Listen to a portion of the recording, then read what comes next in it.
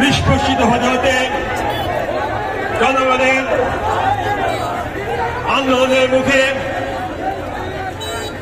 খুনি হাসিনা পালানোর পর যিনি জেলখানা থেকে বের হয়ে জনতার কাতারে ফিরে এসেছেন খুলনা বিভাগের অবিস্মরণীয় জননেতা, রাজপথের লড়াকু সৈনিক, আমার প্রান্তীয় নেতা, আমার ঢাকা বিশ্ববিদ্যালয় জীবনের যার সাথে করে আমি ছাত্রদের রাজনীতি চড়াই উত্তরায় আন্দোলন শুরু করেছিলাম। এ পেছন ছাত্র সংসদের সাবেক ভিপি,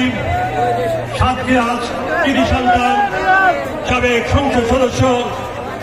সম্প্রতি জেল থেকে মুক্ত জনপ্রিয় জনতা জনাব হাবিব ইসলাম হাবিবকে খুলনা মহানগরী জেলা বিএনপি তথা সমগ্র খুলনা বিভাগের পক্ষ থেকে শুভেচ্ছা ও অভিনন্দন জানাচ্ছি।